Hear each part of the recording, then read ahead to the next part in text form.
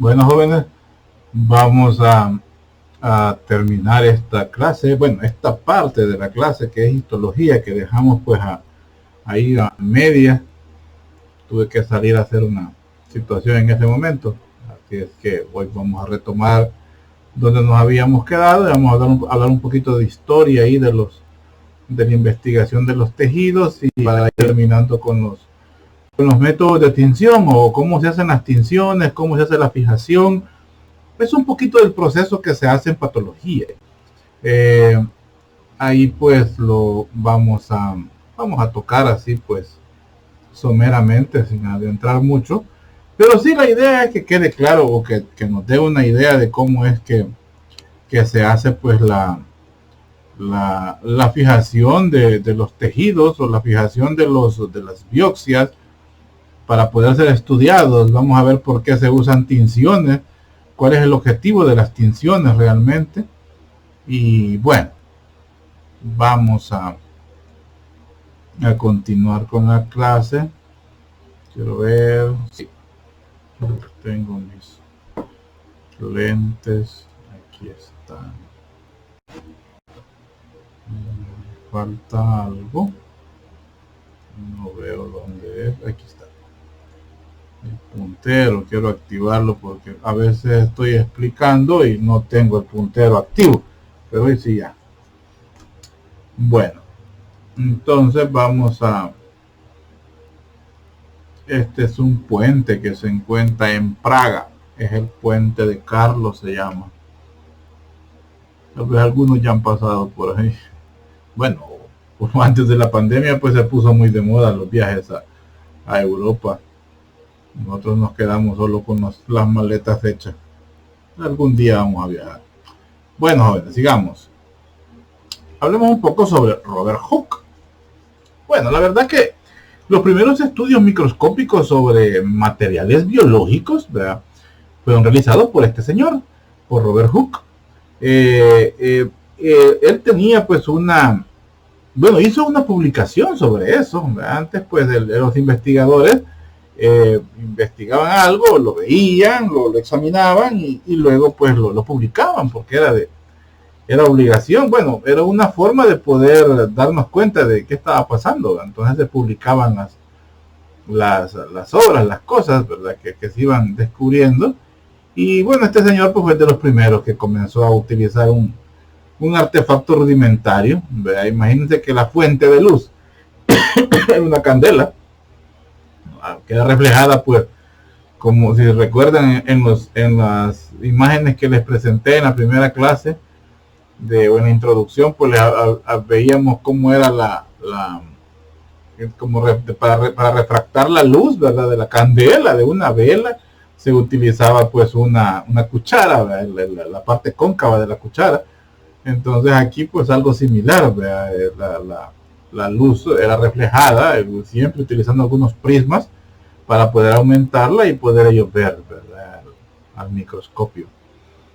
El estudio de la histología pues realmente se desarrolló pues a la par del desarrollo de los microscopios. Si no, pues hubiera sido muy difícil, ¿verdad?, poder hacer las visualizaciones pues, ¿verdad?, de los microscopios, de los tejidos sin un microscopio óptico, ¿verdad?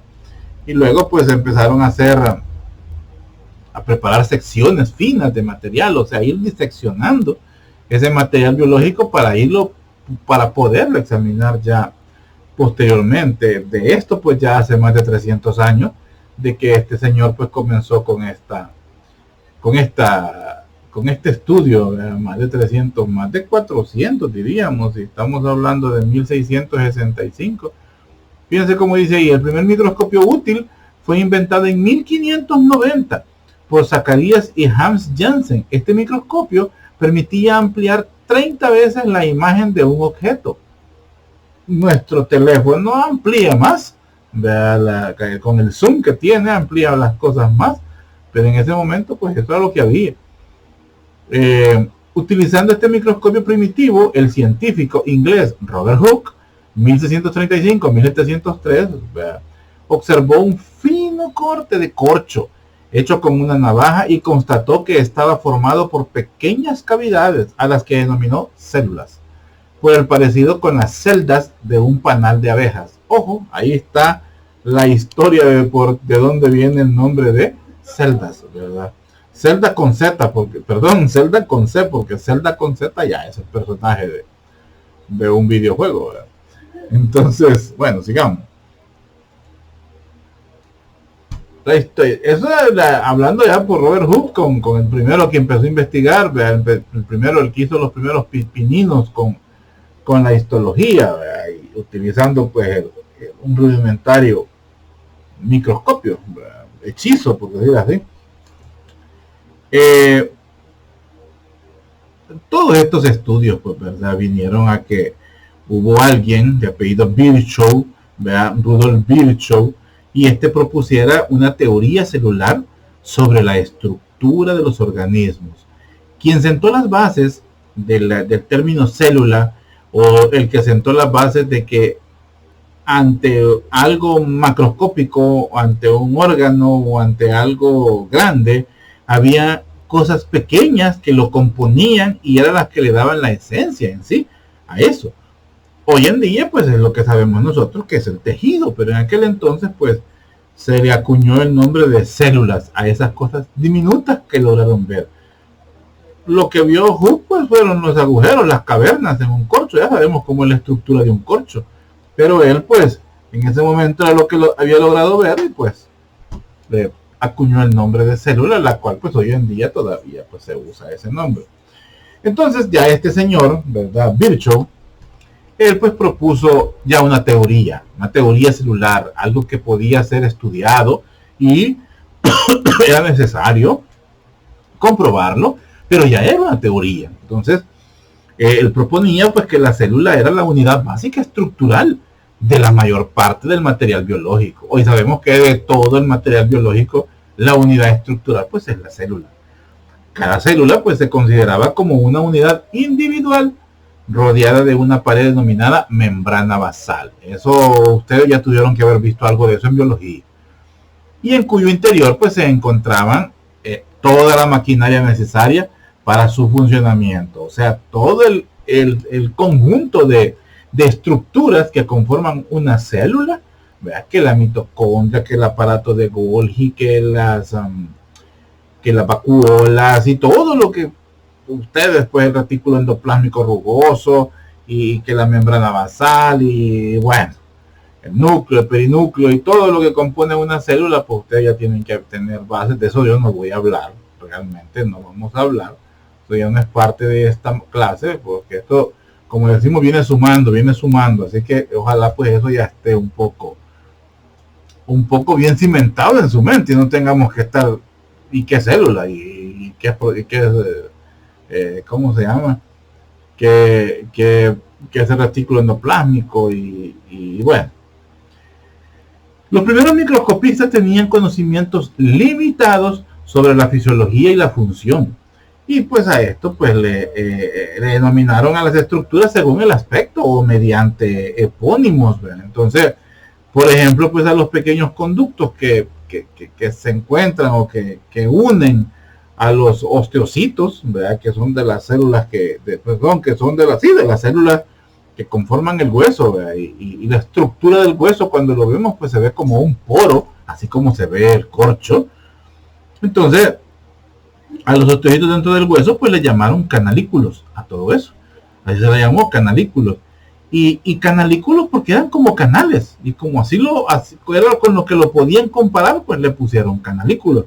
Así también a las células parecidas a los macrófagos del hígado se llaman células de Kupffer hepáticas, y posiblemente no están en el hígado, pero se le llaman también células de Kupffer. Las células de Kupffer, y el otro señor se me olvida cómo se llama, no me acuerdo, eran dos señores, Kupffer y otro señor. Creo que Kupffer fue el que le puso el nombre, pero el que le descubrió fue el otro, no sé qué algo se llama, no me acuerdo. Son de los que pudieron, ¿cómo se llama?, estudiar y explicar las células de Kupffer que se encuentran pues en el hígado, que más allá las vamos a ver que tienen mucho que ver en la defensa. Entonces, pues veíamos ahí como en 1855, vea, este señor de origen alemán, pues propuso eso del origen de las células, diciendo todas las células proceden de otras células. Con esto se iba sentando las bases de el término células madre, que hoy, pues, hoy en día está muy ampliamente utilizado por la ciencia y por los charlatanes también, ¿verdad? Porque hay charlatanes que dicen que tienen tratamientos de células madres cuando lo que hacen es sacar sangre y volverse a meter al paciente, pero eso no me voy a meter porque hay varios colegas que andan haciendo eso porque da dinero, pero la gente no es tonta. Pero bueno, los principios básicos de la teoría celular son, ojo con esto, la célula es la unidad estructural de los seres vivos. Todos los seres vivos están formados por células, correcto. La célula es la unidad funcional de los seres vivos. En la mínima unidad de materia que puede llevar a cabo las funciones, es la mínima, unidad de materia que puede llevar a cabo las funciones mínimas de los seres vivos. Es lógico, del hueso es el osteocito, del hígado es el hepatocito, del pulmón es el neumocito y por ahí se va. Las células es la unidad reproductora de los seres vivos. Toda célula proviene de otra célula. Bueno, los espermatozoides, los óvulos, son células unicelulares. Cuando se unen, pues comienza a dar la pluricelularidad y luego pues vienen las células totipotenciales, o sea, con capacidad de generar vida. Entonces este señor, pues, desde 1855, hagamos cuenta cuánto tiempo ha pasado y ya se tenían conocimientos muy bien establecidos que hoy por hoy se siguen utilizando y se siguen explicando, la tríada de Virchow. Entonces, con respecto pues a las células, sigamos.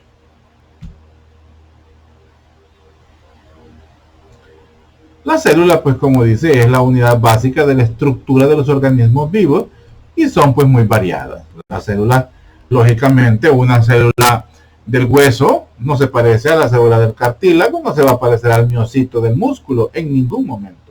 No se van a parecer. Una célula del miocito, un miocito del músculo, del bíceps braquial, por ejemplo, no se parece al miocito que encontramos en el corazón en ningún momento, y son músculos iguales, nada más que uno es un músculo de origen estriado y el otro es músculo de origen cardíaco. Igual el músculo liso que encontramos en todas las vísceras, el miocito del músculo liso no se va a parecer en nada al miocito del músculo estriado. Músculo estriado pues son todos los músculos externos, ¿verdad? Bíceps braquial, tríceps braquial, macetero, temporal, pectorales, longino de la espalda, y en fin, serratos. Esos son los músculos esqueléticos, ¿verdad? Entonces, todas las células derivan en última instancia de un único origen, claro que sí, o sea, la célula madre. Cada célula desarrolla atributos estructurales para adecuarse a su función gracias a un proceso de diferenciación. Eso lo vamos a ver durante el desarrollo de las clases, donde las células tienen la capacidad de ir adaptándose o ir adecuándose a las diferentes funciones que cada organismo va a desarrollar, o que cada organismo pues mejor dicho, no es cada organismo, cada órgano de nuestro cuerpo, pues va a tener una función específica en relación pues a la función que tenga que desarrollar. Perdón, que estaba dando una indicación y aquí está todo queriendo hablar y queriéndole dar explicación a alguien que está aquí enfrente, uno de mis hijos, y ya me estaba trabando todo. Entonces lo que nos dice es pues que cada célula toma una función o realiza una función específica de acuerdo al órgano donde le toca estar. Lo que volvíamos a decir, ¿verdad? Los hepatocitos tienen una función, pues son células que vienen de una célula madre, células todas, por decir, parecidas, ¿verdad? Pero según el sistema y el órgano donde les toca estar, pues van a desarrollar una función específica, y eso es gracias a la diferenciación. Pero Siempre en el cuerpo, en nuestro cuerpo, existen células con capacidades totipotenciales. O sea, células con capacidad de mutar, con capacidad de adaptarse según la necesidad que genere en un órgano, en una zona específica. Se ha demostrado que células de diferentes aspectos morfológicos, ojo con eso, se pueden agrupar porque tienen atributos o interacciones funcionales comunes. Uno de esos ejemplos son los osteocistos, ¿verdad? Que tienen parecido, ¿verdad? Con los condrocitos, porque se originan de una misma, tienen un mismo origen, ¿verdad? Durante la diferenciación, entonces los podemos ver mezclados fácilmente. Los osteocitos con los condrocitos. Los condrocitos son propios de los cartílagos. Y vamos a ver que en los miocitos terminales o en las partes terminales de los músculos puede haber una mezcla de miocitos con condrocitos, pero para ir formando un ligamento, un tendón, que el cual va a terminar en una articulación. Entonces es por poner un ejemplo. Pero más adelante pues vamos a ver, más que todo esa parte la vamos a ver ya en anatomía 2, porque vamos a ver ya histología por sistemas específicos, ¿verdad? Entonces posiblemente pues no sea el momento de hablar tanto de eso, pero sí que sepan que aunque no se parezcan, las células pueden estar agrupadas debido a los atributos de cada uno y a las interacciones funcionales que ellas pues tienen. Sigamos. Las células son unidades adaptables, ojo con eso, es una variable, capaces de modificar su función metabólica o estructural para mantenerse viables en un ambiente que se modifica constantemente. Es de lo que estaba hablando. Las células tienen la capacidad de adaptación, la cual puede ser por un cambio natural, ¿verdad? Por ejemplo, en la menopausia, las mujeres pues su útero, su matriz, comienza a atrofiarse, comienza a hacerse más pequeña, termina siendo casi como una pera, cuando al inicio pues era un órgano un poco más grande, y no digamos cuando mantenía un feto adentro. Entonces el epitelio el epitelio respiratorio, por ejemplo, el tejido respiratorio, con la edad va modificándose el tejido. Al principio pues es un tejido con capacidades de producir moco, con capacidades de producir anticuerpos, con capacidades, con características como los cilios, que le ayudan a mover el moco y por ende a atrapar las partículas y moverlas de un lugar a otro para poderlas eliminar. Pero esas funciones van desapareciendo con la edad. Por eso es más frecuente que nuestros pacientes mayores, los ancianos, padezcan más de problemas respiratorios, porque su tejido ya no tiene las mismas capacidades que, por ejemplo, las que tienen ustedes. Los pacientes que tienen hábito de fumar, pues, por ejemplo, también sus tejidos que tienen que ver con la lengua, que tienen que ver con la boca, que tienen que ver con las fosas nasales, con la faringe, parte de la laringe, presenta a temprana edad, en algunas ocasiones, situaciones como la metaplasia, o sea, va cambiando, se va transformando, y esas transformaciones pueden degenerar en un cáncer a futuro. Entonces, pues, son situaciones adaptables del cuerpo humano por injurias o por situaciones naturales que no necesariamente hacen que el tejido sea igual de funcional que como era en su estado normal. Entonces, eso es de lo que vamos a ir dilucidando poco a poco en esta materia.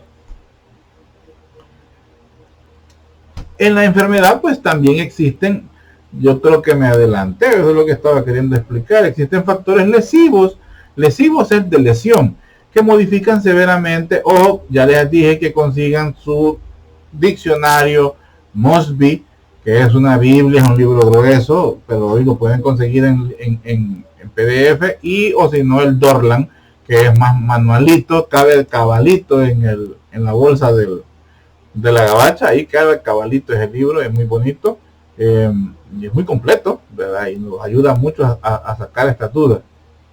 Esos libros Bueno, hoy pues hay una compañera, parece que por ahí dijo que tenía venta de libros. Antes también el Ministerio de Salud tenía venta de libros, pero empezó a quedar algo obsoleto y hoy pues, la producción de libros va muy avanzada, así es que pues traten de conseguirlos con sus compañeros o si no pues con descargarlos vía PDF. Por ahí yo tenía un archivo de alguien, lo tenía en ¿cómo se llama esto? Híjole, ando la mente bien topada, de veras, me han ido las cosas, me van los nombres. Donde Google guarda todo, pues se me olvida cómo se llama eso.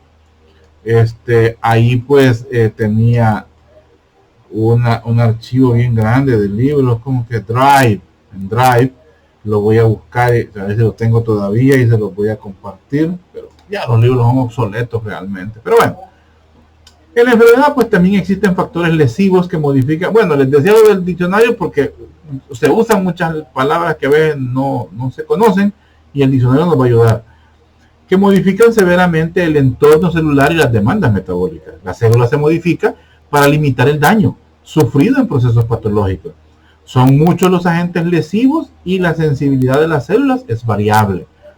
¿Qué agentes lesivos pueden causar metaplasia? Por ejemplo, a nivel de la boca, comer muchas cosas calientes, ingerir muchas cosas muy heladas, muy picantes, el cambio de ácido, cambio en la acidez, pues puede provocar, ¿cómo se llama? Transformaciones a nivel del abdomen, a nivel del estómago, a nivel del colon, a nivel del intestino delgado, principalmente en la segunda porción del intestino delgado, que en la primera porción del intestino delgado, que es el duodeno, y qué otros cambios pueden ser. Otro cambio adaptativo, por ejemplo, puede ser una fractura que se nos dé en un niño, en un paciente así como la edad de ustedes, pues fácilmente crea un callo óseo, que es una proliferación de osteocitos que van a regenerar y a tratar de cubrir y de reestructurar ese hueso que se fracturó como un mecanismo natural.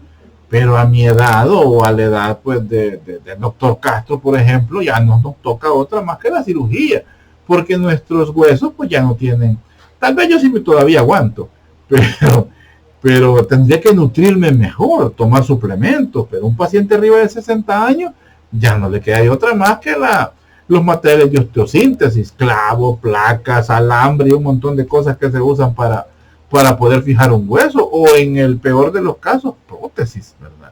Entonces, son cambios que las células tienen pues en pro de mantener la homeostasis, ¿verdad? El medio interno en condiciones casi naturales o casi normales. Entonces, esos cambios son generados, como dice ahí, por procesos patológicos, pero también pueden ser por procesos de adaptación, como les hablaba con la edad, lo que va pasando, ¿verdad? La misma piel, no es la misma piel, ustedes, las chicas, ¿verdad? Que la piel es diferente, toquen su piel, es una piel suave, es una piel lisa, es una piel elástica, y toquemos la piel de nuestros abuelitos, ¿verdad? Es una piel seca, es una piel arrugada, es una piel deshidratada, es una piel, en muchos casos con pigmentación. Entonces son los cambios que va sufriendo nuestro cuerpo según la edad, y eso pues de forma natural. Los que nos van a interesar, bueno, nos interesan todos realmente, pero cobra mayor relevancia, pues como dice ahí, en la enfermedad, o sea, en condiciones de enfermedad. Hablábamos de esta palabra clave con la histología, mejor dicho, con los tejidos, con las células, la adaptación. Esta es una respuesta funcional y estructural y muchas veces con características reversibles. ¿Qué es lo que busca la adaptación? La preservación de la viabilidad de la célula, modulando su función en respuesta a estímulos de variada naturaleza. Eso es lo que busca, la viabilidad, o sea, que todavía siga siendo útil, que todavía se mantenga trabajando. Por ejemplo, ¿dónde podemos ver esto? Hay una patología que se llama plastrón apendicular. El plastrón apendicular, yo sé que muchos de ustedes ya sufrieron cirugía por apendicitis, y le sacaron apéndice. Magnífico. Pero existen algunos pacientes, por supuesto ya arriba de los 12 años, más que todo, cuando ya el organismo está más desarrollado, está desarrollado por decir así, más que todo es de adolescentes. Vamos a ver una situación en la cual pues la apéndice comienza como un problema infeccioso, como un problema que compromete la vida del paciente, que se caracteriza pues por el dolor, los vómitos, las náuseas, fiebre, en fin, todo lo que conlleva una apendicitis. Lo que me interesa no es explicar eso ahorita, esa es la fisiopatología de la apendicitis. Lo que yo quiero rescatar ahorita es que existen algunas situaciones en las cuales el organismo tiene la capacidad de envolver y de esta misma forma aislar esa apéndice que ya se inflamó, que ya comenzó a agarrar pus y que ya tiene, ¿cómo se llama? Escapes de fibrina, escapes fibrinógenos, escapes de pus, por decirlo así. Pero el peritoneo, que es una capa que envuelve los intestinos, los menudos de nuestro cuerpo, tiene la capacidad de envolverlo. Lo envuelve y lo empaca al vacío, por decir así. Y el paciente no le pasó nada, solo pasó por un dolor, náuseas, los vómitos, la fiebre posiblemente, y hasta ahí, cuando acordamos, ¡pum!, normal, ya no tiene nada el paciente.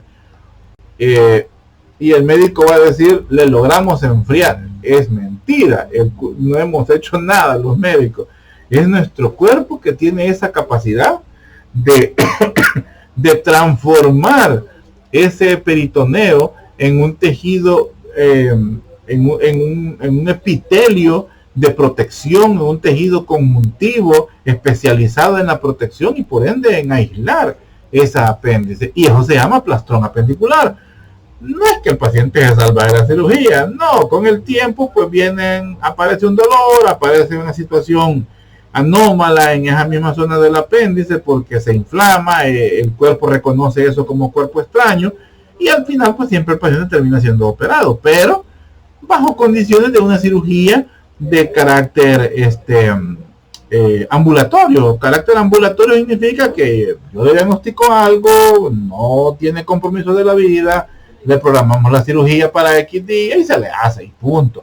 Diferente es un procedimiento de origen de emergencia, ¿verdad? Que ahí el paciente, como los han operado algunos de ustedes por la apéndice, ha sido por una emergencia. Entonces, esas capacidades de adaptación son de las que yo les hablo. En este caso, pero existen otras, ¿verdad? Capacidades de adaptación. Les hablaba, por ejemplo, el cambio del epitelio plano estratificado cilíndrico ciliado, que es el propio de la mucosa respiratoria, por un epitelio plano no estratificado, ¿verdad? Que ya viene a suplantar a ese tejido, pero no cumple con las funciones normales o con las funciones que esperábamos de la respiración, del epitelio de la respiración. Por ende, el paciente comienza a padecer más de problemas respiratorios, porque su epitelio ya no tiene las capacidades, por ejemplo, de defensa, por ejemplo, ya no tiene cilios, que son cosas que vamos a ver más adelante. Los cilios son como pelitos que tienen algunas células para mover el moco, para mover el moco que ha englobado algún cuerpo extraño y hacerlo deglutir. Entonces, a eso me refiero con la adaptación. Sigamos. Las respuestas de las células al estímulo, ¿cuáles pueden ser? O sea, estas capacidades de adaptación, las respuestas. Aumento de la actividad celular, es una. Disminución de la actividad celular, la otra, y alteración de la morfología celular. O sea, o trabaja más, o trabaja menos, o cambia de forma. Así, sencillo. Aumento de la actividad celular, disminución de la actividad celular y alteración de la morfología celular. Esas son las posibles respuestas a los estímulos que tienen las células, que es lo que engloba lo que es la adaptación. Y aquí lo vemos, aquí ya lo vemos con definiciones específicas. Aumento del tamaño de las células y de su actividad funcional. A eso se le llama hipertrofia. Aumenta el tamaño de la célula y de su actividad funcional. Ojo con eso. Es aumento de tamaño, no aumento en el número. de células, sino que se hacen más grandes las células, así de sencillo. A eso se le llama hipertrofia. Luego viene el aumento en el número de células, a eso se le llama hiperplasia. Por ahí van los cánceres, aumento en el número de células. Luego tenemos reducción del tamaño y actividad metabólica de la célula. Eso es la atrofia. Lo que les hablaba, por ejemplo, de los músculos en la vejez se van atrofiando. El útero en la mujer pues se va atrofiando. En la, ¿cómo se llama? El aumento ya en el tamaño de las células y de su actividad. No les di un ejemplo, por ejemplo, la hipertrofia. Aquí lo ven, por ejemplo, en la hipertrofia cardíaca. Hay situaciones en las cuales el paciente, el corazón se vuelve insuficiente, entonces el cuerpo entiende que lo debe hacer más grandes las células para que pueda funcionar mejor. Caso que no es así. Lo que pasa al corazón que aumenta de tamaño es que se va convirtiendo en un corazón bobis o un corazón de buey, o la hipertrofia cardíaca, ¿verdad? Y entonces lo que vamos a comenzar a ver es que el paciente, el corazón pues ya no funciona igual, se vuelve pues insuficiente.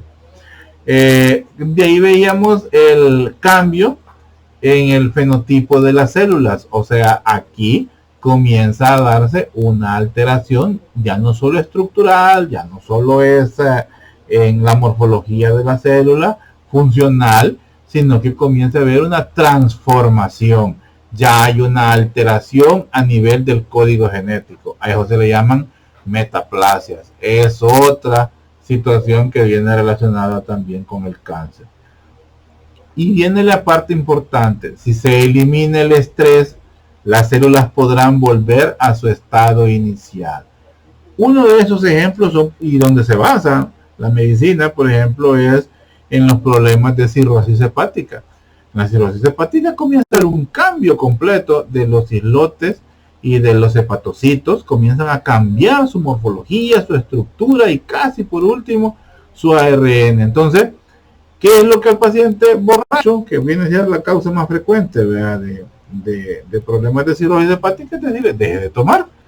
Lógicamente, cuando damos ese consejo, nos basamos en esto, de que si el estrés que las células están recibiendo se elimina, las células pueden regenerar, pueden volver, no, van a regenerar, van a volver a su estado inicial, como una capacidad adaptativa que poseen pues las células. Y así pues muchas, deje de comer chile, deje de comer cosas picantes, deje de tomar café, deje de fumar, en fin, deje la droga, deje de todo eso. Entonces, los cambios que se han generado debido a esas situaciones pues van a ir desapareciendo porque la célula tiene esa capacidad. Sigamos. La hipertrofia. Aquí veámoslo ya con ejemplo. Aumenta en el tamaño de las células. Se observa en células con limitada capacidad de división. Mayor síntesis de componentes estructurales. O sea, los componentes estructurales son los que comienzan a aumentar. Y por eso aumenta el tamaño, pero no aumenta el número de células. Aumento en el tamaño del órgano. Puede coexistir con la hiperplasia. Eso sí es verdad. Pueden darse las dos situaciones y concomitantemente. Concomitantemente es a la misma vez. Concomitantemente pueden darse las dos situaciones, hiperplasia con hipertrofia. Pero me interesa más que veamos el ejemplo de la hipertrofia. Ya les decía yo, por ejemplo, la hipertrofia pues cardíaca, donde vemos un músculo cardíaco. Vea, este músculo cardíaco con un corte transversal, donde estamos viendo el miocardio izquierdo y el miocardio derecho.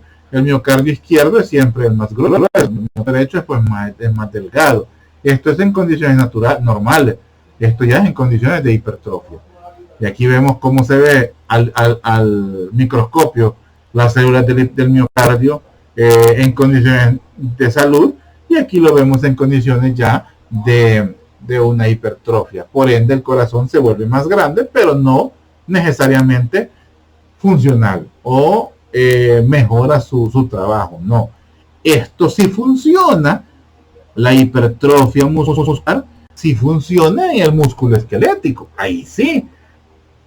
Hoy en día, más que está de moda estar como dicen los mexicanos, bien mamado, vea, o cómo se llama, estar fitness, o ¿cómo se llama? La fiebre que hubo por los gimnasios, que por la pandemia pues se ha venido abajo, pero ya se está recuperando. Lo que sufren esos músculos es hipertrofia. La célula crece de tamaño, crecen más los órganos internos, la mitocondria, que es la que genera la energía, consumen más energía, necesita más carbohidratos, que la energía a nivel celular pues se maneja en forma de ATP, entonces exige más energía para poder generar más fuerza. Entonces, todo eso pues es por una hipertrofia muscular, pero en este caso sí funciona. Aquí el músculo se vuelve más fuerte, más resistente, más con capacidades mejoradas para el funcionamiento como órgano. Pero en el corazón no, ahí es todo lo contrario. Igual pasa también con el intestino. Cambios de hipertrofia a nivel del músculo liso pueden dar problemas de una mala actividad pues de digestiva o según pues el órgano en el cual estemos teniendo de ejemplo. Pasamos a la hiperplasia. Aquí hay un aumento en el número de las células. Y aquí lo vemos, ¿eh? Aquí estamos viendo, es un aumento en el número de las células. Ahí aumenta en el número de la mitosis, o sea, en la división celular. Se observa en tejidos cuyas células poseen capacidad de división. Puede ser fisiológica o puede ser de tipo patológica.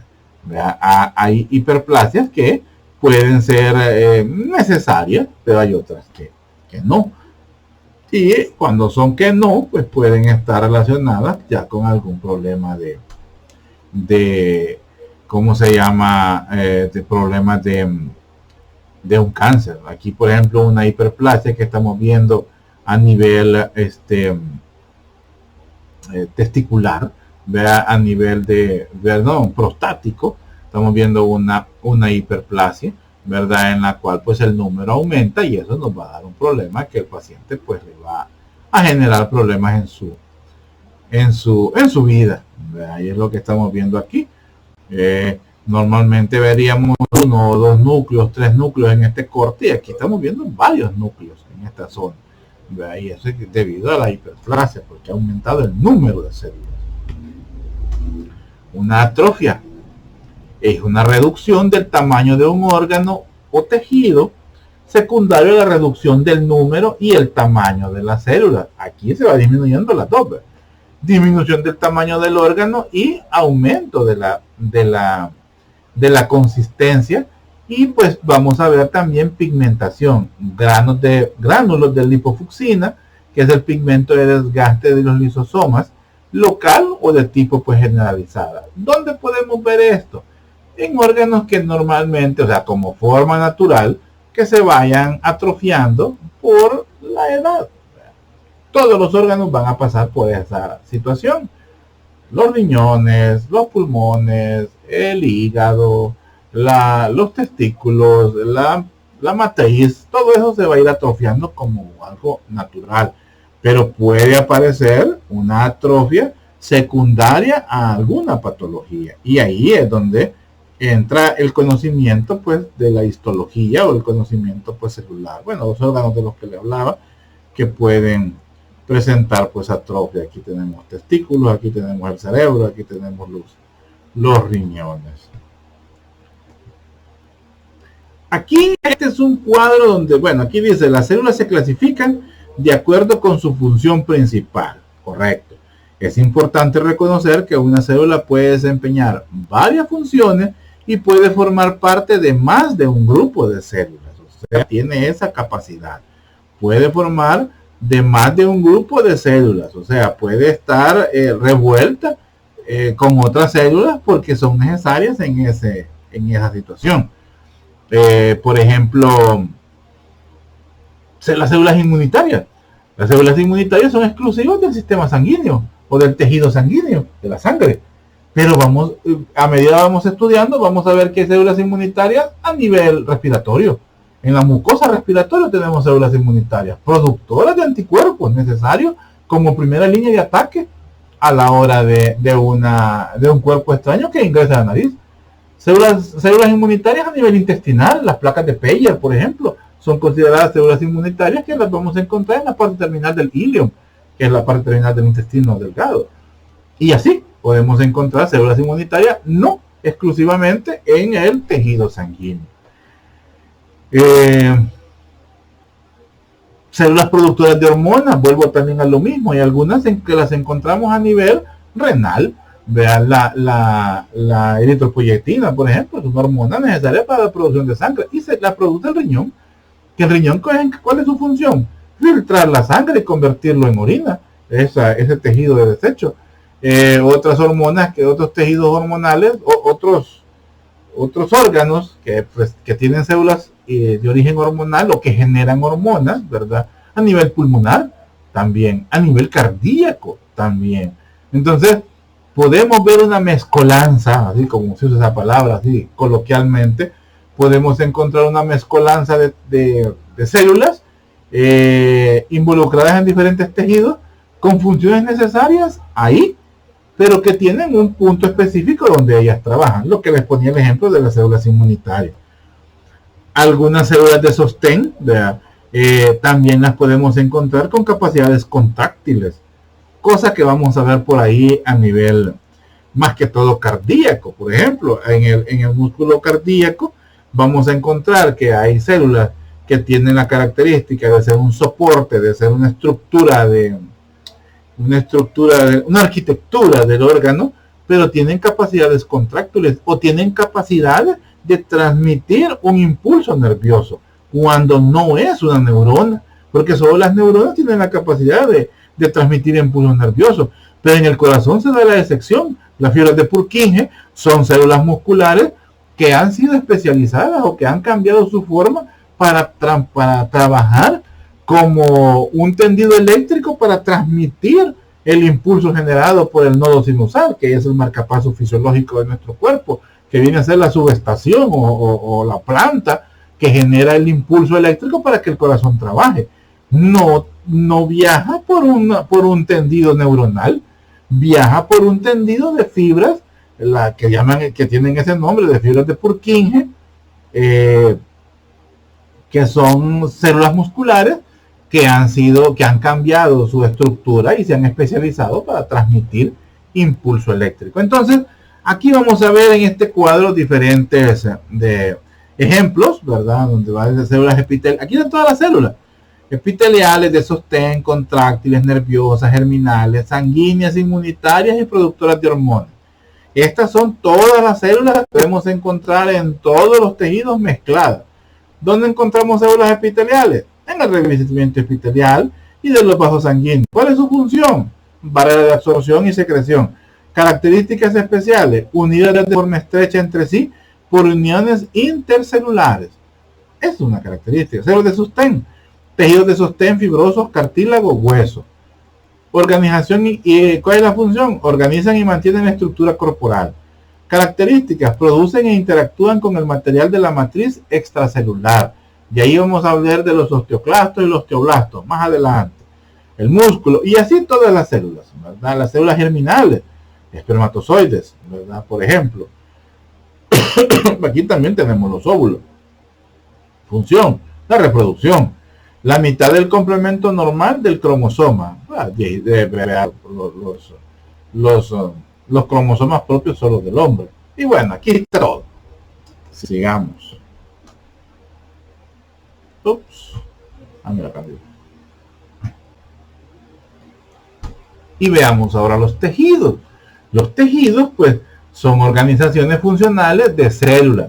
Se dividieron tradicionalmente en 4 tipos, pero ustedes van a ver que luego hay unas clasificaciones donde, por ejemplo, tejido epitelial, vea, o tejido conjuntivo, tejido muscular, y vamos a ir viendo que ya existen otras clasificaciones donde el tejido epitelial, vea, dice que es estratificado, que es no estratificado, que es ciliado, que es no ciliado, que es plano, que es pseudo estratificado o no estratificado, en fin. Vamos a ir viendo que lleva algunos agregados en su nombre, pero originalmente eran estos 4: el tejido epitelial, el tejido muscular, el tejido nervioso y el tejido conjuntivo. Con el tejido epitelial, pues, ¿verdad? O los tejidos epiteliales, o que son los que son las células, ¿verdad? Que cubren, o son los tejidos que cubren las superficies corporales, las cavidades corporales, o forman glándulas sólidas, como por ejemplo las glándulas salivales. Ese es el tejido epitelial o el epitelio. Luego tenemos el tejido muscular. El tejido muscular, pues,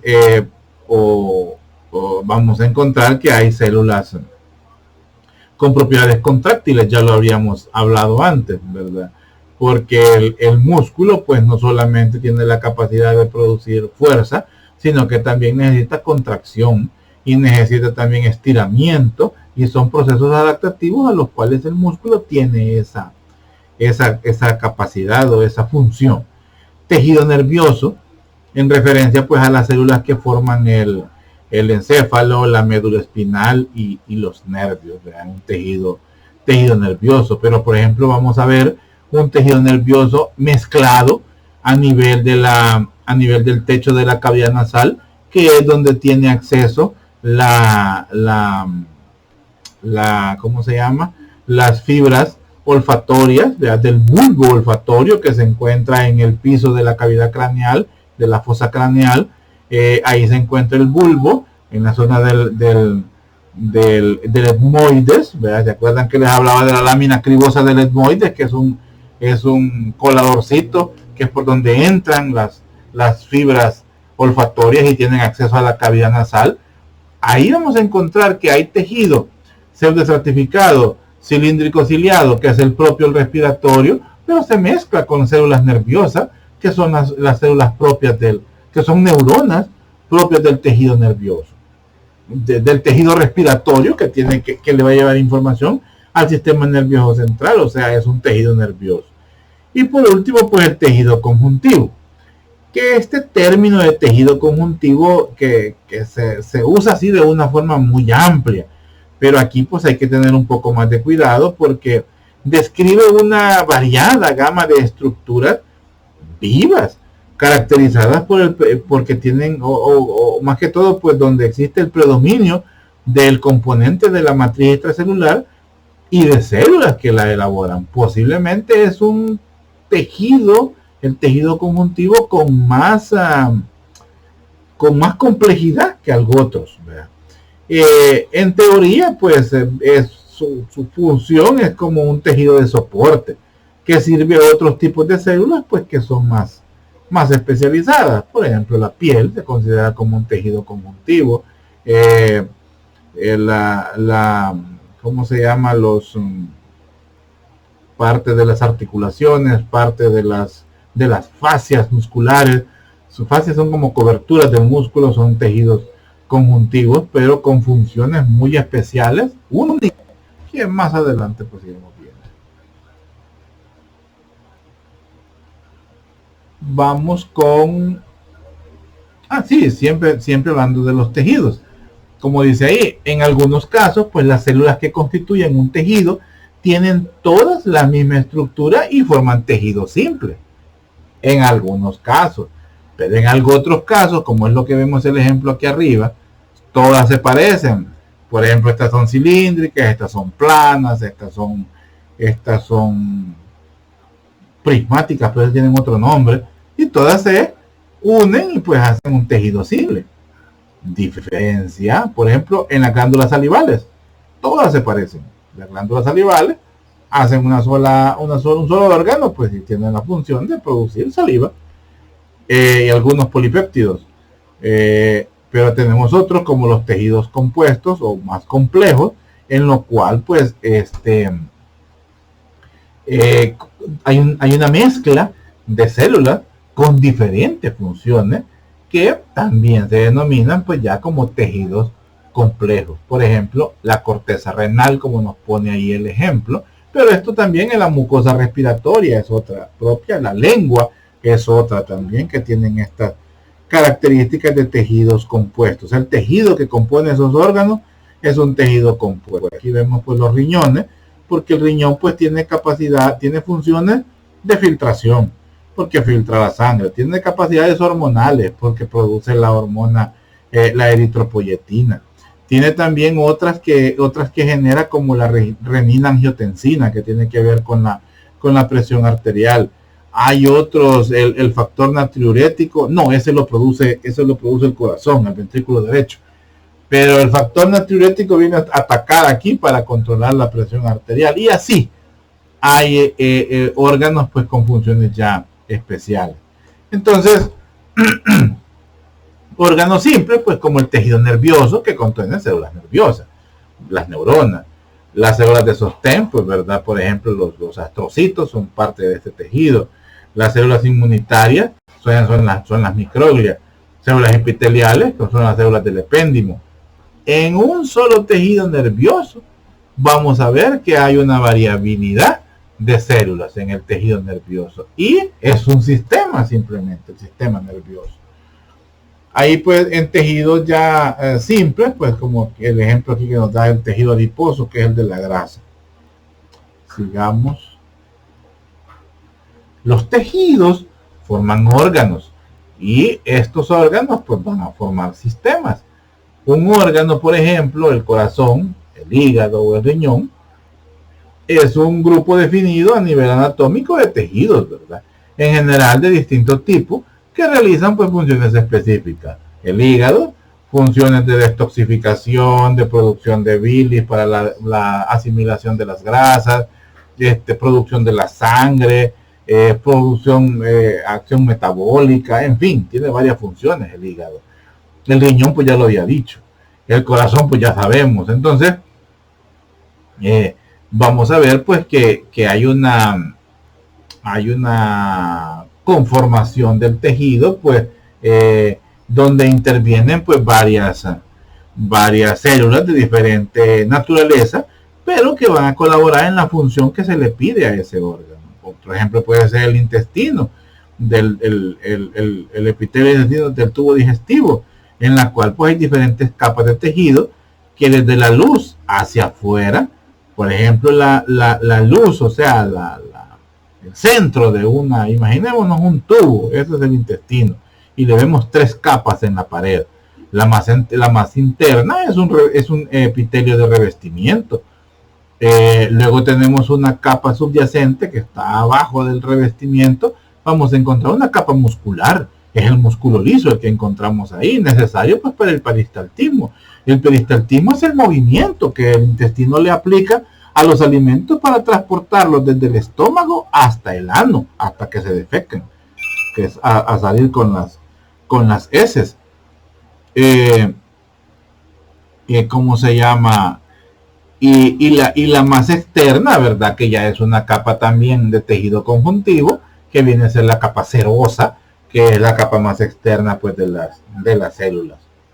Perdón, de los órganos, como en este caso del intestino, el intestino delgado del cual estamos hablando. Entonces, pues, permítanme que me están cayendo mensajes, voy a poner en silencio este celular.